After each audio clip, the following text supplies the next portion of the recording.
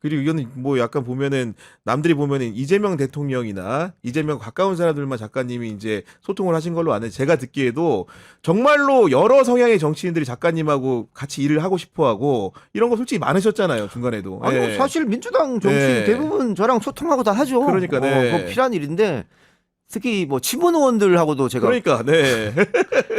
과거형입니다. 친했었지요. 아 그래도 뭐 누구 이제 예전에 그 뭐 사회도 봐주셨다는 얘기를 그 아, 정치인이 그럼요. 직접 하시더라고 보니까. 아니, 뭐 전해철, 네. 뭐 김종민, 그러니까. 뭐 다 친했어요. 민주주의 4.0. 근데 저는 그래요. 저는 조금 이해가 안 되는 게 네. 개파라고 하는 게 개파가 있지만 결국은 민주당 안에 개파잖아요. 그렇죠. 예. 대통령 후보가 있지만 민주당 안에 대통령 후보 아닙니까? 그렇습니다. 민주당의 김대중이고 민주당의 노무현이고 민주당의 문재인이고 민주당 이재명 아니에요? 근데 이걸 왜 개파로 가르지? 그래서 내가 미는 개파가 아닌 후보가 되면 나 사보타지 할래. 대통령 선거 내가 뭐 밥이라도 얻어먹어서 안 도와줘. 이게 말이 되냐고요. 난 그게 말이 안 된다고 봐요. 그러니까요. 근데 지금까지 그래 왔어요.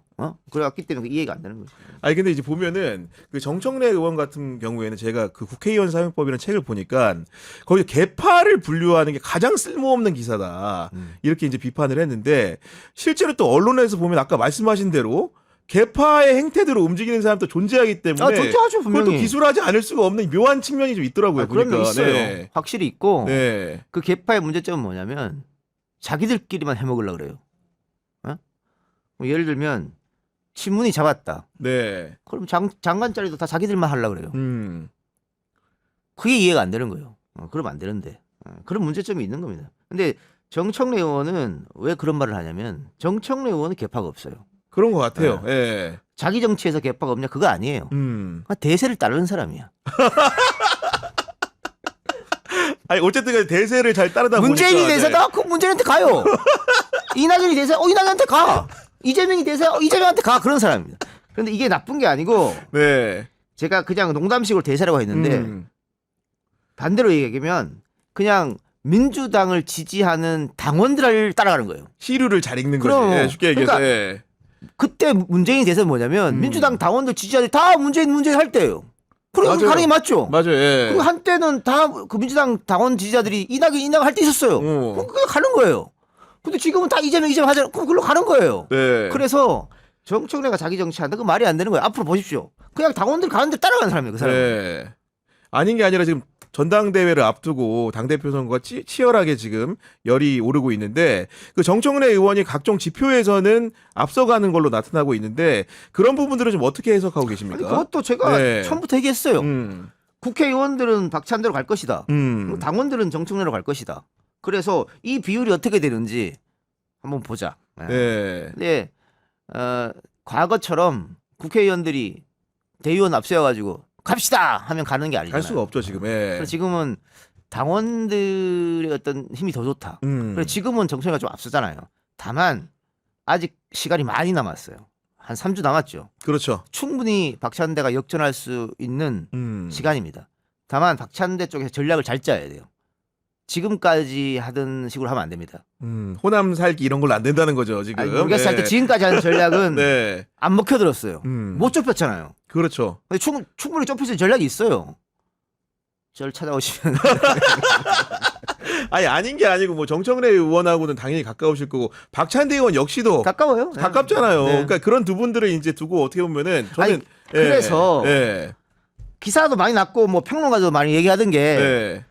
정청래 뒤에는 김어준, 박찬대 뒤에는 이동영 이렇게 얘기 나온 거잖아요, 사실은.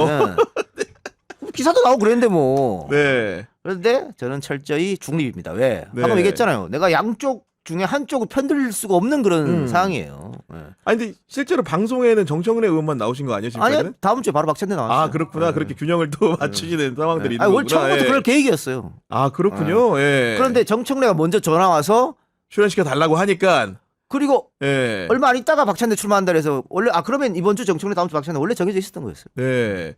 아니 근데 이게 사실은 지표상으로 여론조사 지표는 솔직히 말해서 차이가 좀 있게 나오는데 저희는 뭐 조그만 채널입니다만은 시청자들 상대로 이렇게 서베이를 해보면은 생각보다 좀 붙고 있는 추세는 있는 것 같아요. 근데 그런 부분들이 이제 아까 말씀하신 것처럼 그 전략적으로 뭔가 좀 전환이 있어야 된다는 하면 뒤집을 건데. 수 있어요. 충분히. 근데 문제는 이제 지금 민주당이란 틀거리가 지금 갈등이나 분열 프레임이 아니고 기본적으로 화합하는 분위기 속에 있기 때문에 2등 주자가 1등을 추월하는 방법은 좀 더 늘 보면 과격해야 되는데 그런 전략을 펴기 어려운 거 아닙니까 지금? 예. 과격해지면 져요.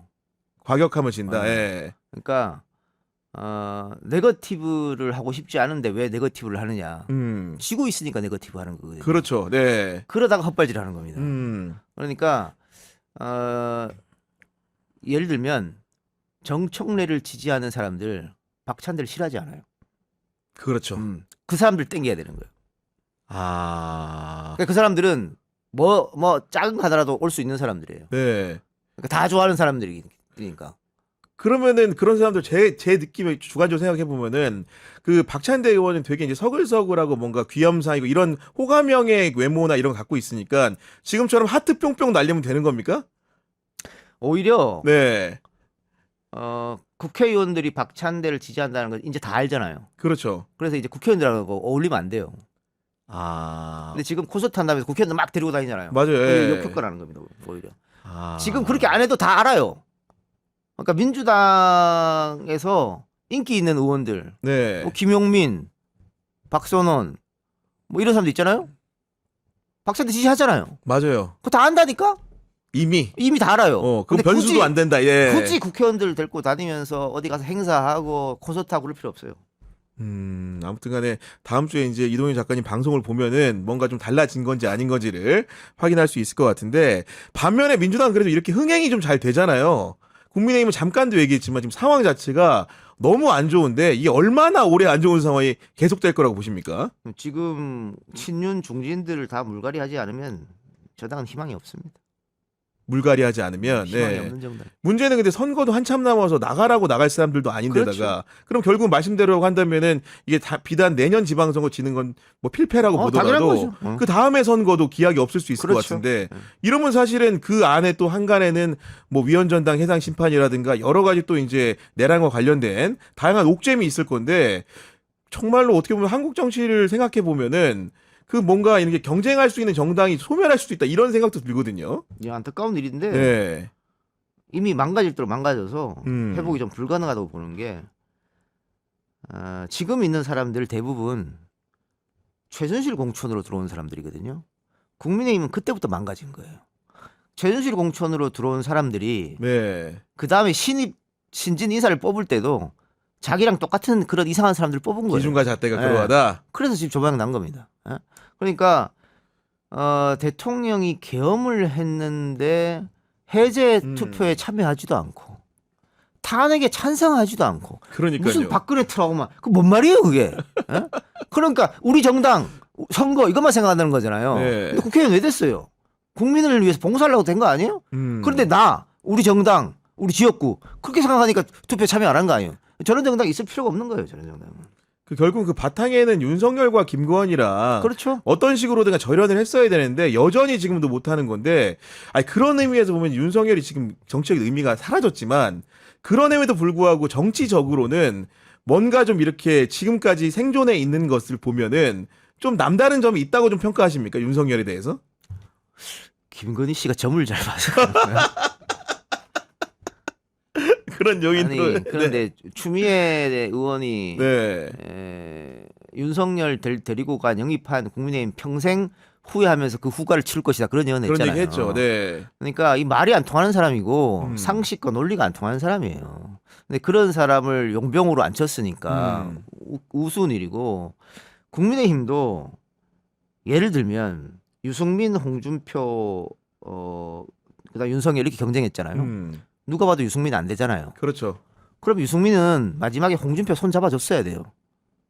왜? 그래도 윤석열이 되는 것보다는 홍준표 되는 게 나으니까 대한민국을 위해서. 그런데 그거 안 했잖아요. 그럼 유승민도 문제인 거예요. 그러니까 저런 사람들은 정치를 하면 안 돼. 정치를 하면 안 되는 사람들이 다 국민의힘에 가 있는 겁니다. 그러니까 지금 홍준표 같은 경우에는 전부 다 아웃되고 혹은 당이 해산되고 리셋할 때 내가 등장했으면 좋겠다 생각할 거예요. 네. 그런데 홍준표도 결국은 게이트에 연루돼 있는 거 아니에요. 수사하면 다 나옵니다. 그거. 그러니까요. 예. 그러니까 본인이 정계 은퇴 선언 했다가 또 아닌 것 같으니까 조금 나오려고 그런 거 아니겠어요? 근데 명태균 수사하면 홍준표는 당연히 나오게 돼 있어요. 그런데 나는 명태균이랑 연락한 적도 없다. 뭐 증거 하나 나오니까는 그 안부 인사한 거고 뭐 내 아들 친구가 한 거고 뭐 다 이렇게 거짓말하는 거 아니에요? 네. 그래서 저 당은 안 됩니다. 아니 그것도 그렇고 근데 이제 사실 윤석열에 대해서는 반성적 성찰도 일부 필요한 게 사실 우리 안에 윤석열을 걸러내지 못한 과정들이 있었고 그 과정에서 추미애 전 장관이 이렇게 자빠지는 사례도 있었기 때문에 그런 부분들에 대한 일정 정도의 복귀는 윤석열이 페이드아웃한 시점에서 필요한 거 아닙니까? 그리고 지금 아까 우리 구 기자가 이야기한 진보 내에서도 이재명 인선에 대해서 비판이 많다. 조국 혁신당이 가장 크게 비판한 거 아니에요? 근데 거기서 가장 크게 비판하는 분들 옛날에 다 청와대 있었던 사람들이잖아. 윤석열도 못 걸렸으면서 누구 보고 지금 이 난리를 치는 거야? 뭐 이해가 됩니까 그게? 제가 추미애 당시 법무장관 네. 윤석열 싸울 때 제가 지근거려서 지켜봤습니다. 그 모습들을 그 추미애 장관하고 그때 끊임없이 제가 소통하고 있을 때였어요. 네. 정말 속에 천불이 났었거든요. 어떻게 청와대에서 이렇게 하지? 상황을 들으면서 그리고 마지막에 추미애 장관이 청와대 가서 차라리 둘 다 잘라라 했는데 윤석열은 지키고 추미애 날렸을 때 제가 울분을 토하면서 방송한 게 있어요. 이거 안 된다고. 근데 그때 민주 진영 지지하는 사람들이 다 나 욕했거든. 그러면서 지금 누구 보고 욕을 아유 답답해서 진짜 씨. 아니 근데 저는 그래서 이제 그 말미에 이제 하나만 더 여쭤보면은 그럼 조국이라는 사람은 어쨌든 간에 윤석열의 피해자인 건 맞잖아요. 그렇죠. 그러니까 추미애 장관은 뭐 사실 다른 의미의 또 피해자인 거고 그럼 문재인 정부의 청와대 뭐 여러 가지 평가 요인들 아까 말한 대로 저도 10분 동의를 하는데 그 조국이라는 사람은 한켠은 어쨌든 간에 가족이 다 이제 멸문지화의 벌을 받았기 때문에 그럼 그 깜방에 있는 그 사람을 어떻게 해야 될 것인가의 문제는 조금 각도가 다를 수 있는 거 아닙니까? 누구 윤석열을요? 아니 그 조국에 대해서는 네. 여러 가지 이제 다양한 해석들이 가능하고 윤석열을 거르지 못한 책임도 일부 있겠지만은 적어도 그 피해를 몸으로 받은 사람을 굳이 따져보라고 한다면은 조국이라는 사람이 순위 안에 들어가기 때문에 아니 그래서 네. 정당을 만들어서 당 대표가 되고 국회의원 됐잖아요. 우리 지지자들이 명예회복 시켜준 거 아닙니까? 그렇죠. 네. 그런데 저는 조그만 잘못 가지고 침속 봉대해서 없는 거 있는 거 싹싹 털어가지고 온 가족을 도둑 낸 것은 윤석열, 한동훈 이런 사람들이 벌을 받아서 마땅하다고 생각하지만 그러면 조국 장관이 아무런 죄가 없냐? 그렇게 볼 수 없잖아요. 당시에 그 사태. 예. 그렇죠. 그러니까 멸문지화를 당하고 공격을 받았기 때문에 당연히 조국에 대한 연민도 있고 하겠지만 그 우리가 생각했던 조국이라는 사람과 조국의 어딘가 그때 어떤 삶을 보면 약간 괴리가 있었던 건 사실이고 또 판결문을 보면 약간의 문제가 있는 것도 그건 맞아요. 그런데 아무런 잘못이 없는 순수 무고한 사람인데 저렇게 됐다. 그건 아니니까 그에 대한 명예회복은 저는 본인이 일단 한 번은 선고로서 했고 네. 그 다음에 형기를 한 반 이상은 하면 그때 가서도 이제 뭐 사면복권 얘기가 나올 수도 있겠다. 그럼 그때 가서 다시 한번 본인의 명예회복은 본인이 할 수 있다고 좀 봐야지. 네, 알겠습니다.